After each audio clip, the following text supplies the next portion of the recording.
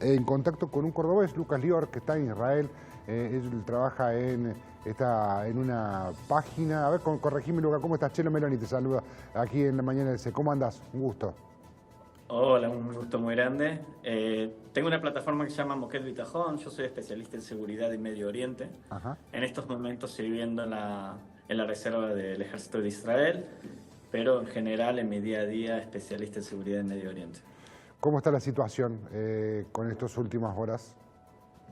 Bueno, son sentimientos complicados de explicar porque ya por un lado está todo este miedo de los ataques de misiles balísticos por parte de Irán, que son ataques muy impactantes, de hecho son bastante destructivos, sus cabezas de misiles son potentes, pero por otro lado estamos bajo una situación histórica en la cual finalmente Israel está descartando una de las peores amenazas históricas que ha tenido, que es una Irán que casi era nuclear.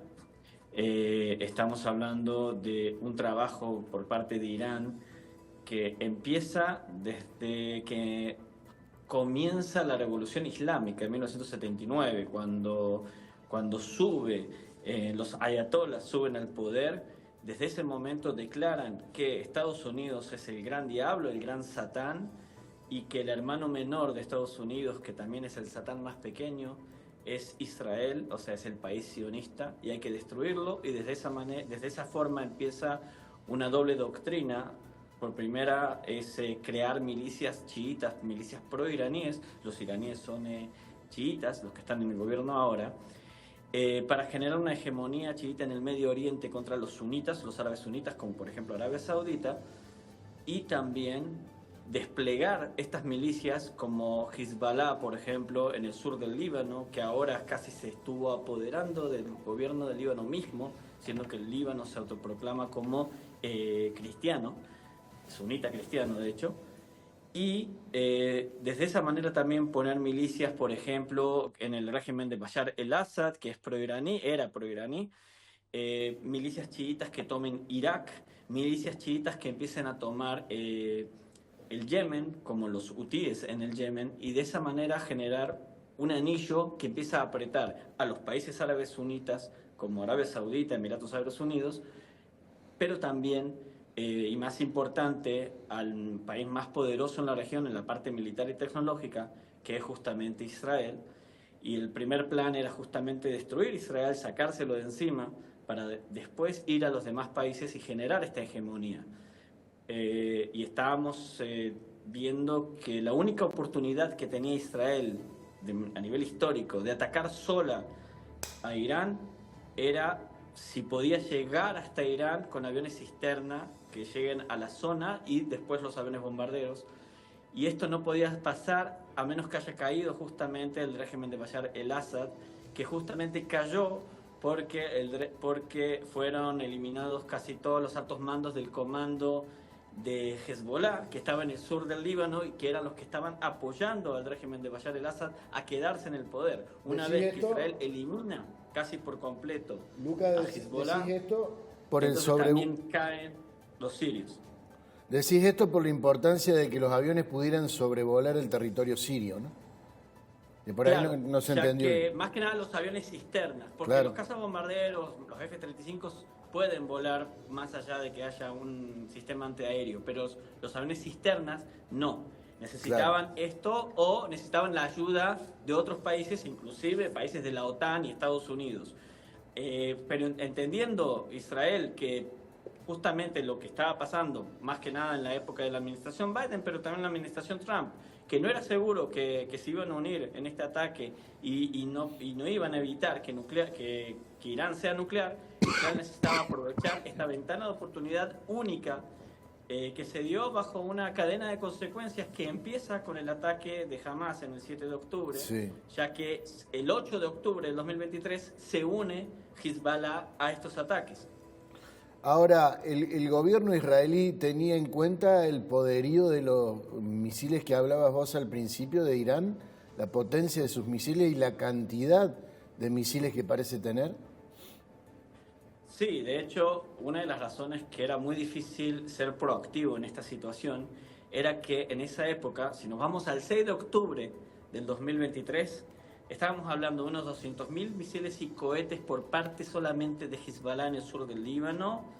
Estábamos hablando de varios cientos de misiles que tiene los hutíes en el Yemen. Todo el armamento que tenía Hamás de mediano y corto alcance, como cohetes Qassam, por ejemplo, y misiles también en Irak y en Siria mismo, inclusive el ejército sirio de Bashar el-Assad, además de Irán mismo, que tiene más de 2.000. Entonces éramos despiertos de que si nosotros comenzábamos y éramos proactivos, se nos venía todo al mismo tiempo. Y digamos que la situación se dio de que Israel pudo manejar por más de un año una guerra de 7 frentes, logrando modular cada uno de los frentes, cada uno en su momento, y haciendo operaciones como las operaciones de los Vipers en el Líbano, y bueno, la operación que se está dando ahora, que realmente pasa más allá de cualquier tipo de analista y de imaginación, de que hoy mismo estamos viendo la superioridad aérea total en los cielos iraníes por parte de la Fuerza Aérea Israelí. ¿Y qué se espera para las próximas horas? ¿Se apuntan a la caída del régimen de los ayatolá? ¿Creen que pueden vulnerar los búnkers iraníes? ¿Qué se espera para el corto plazo? Yo creo que creo que la operación empezó con un objetivo, pero de a poco se están dando otras oportunidades donde yo creo que la caída del régimen no estaba entre los objetivos principales, sino que era un escenario que tal vez se podía dar, pero el día de hoy se está viendo que también de repente Estados Unidos se quiere sumar, porque como muchos en la geopolítica quieren estar en el bando de los que están ganando y ven que tienen menos riesgos, porque había mucho miedo de sumarse con Israel, y de a poco también se está viendo cuánto apoyo iraní hay hacia Israel para finalmente derrocar al régimen ayatolá. Entonces va a depender también mucho del pueblo iraní.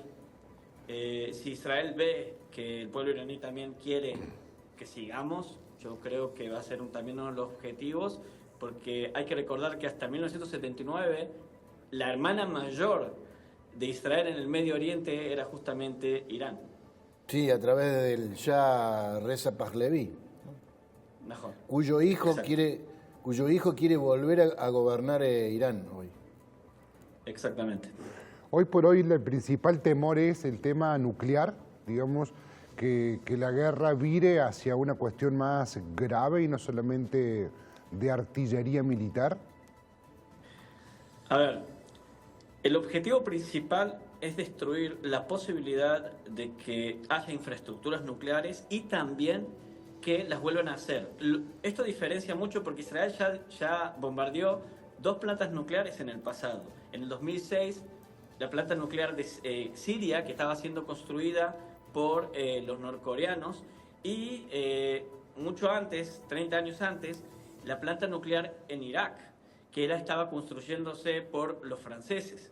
La diferencia aquí es que los iraníes lo estaban construyendo con su propia ciencia, o sea, con sus propios conocimientos, y no estaban mandando a un país externo que les construya. Entonces no basta con bombardear todas las infraestructuras nucleares, ya que están disparcidas en todo Irán, donde la más importante es Fordow,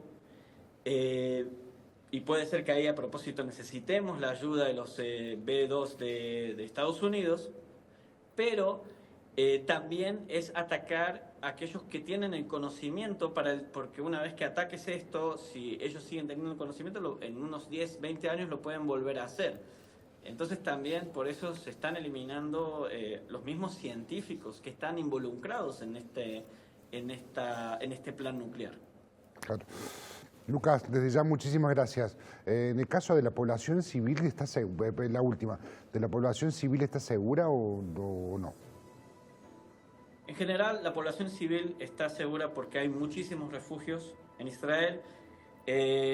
A veces hay situaciones en las cuales o no llegaron a tiempo al refugio o no hicieron caso y eso es muy importante, que hay que hacer caso a las directivas de seguridad, pero en general sí están seguros. Yo tengo que decir, a mi sorpresa como analista, que vengo siguiendo y vengo advirtiendo de la situación desde mucho antes del 7 de octubre, de que se esperaba un ataque mucho más destructivo.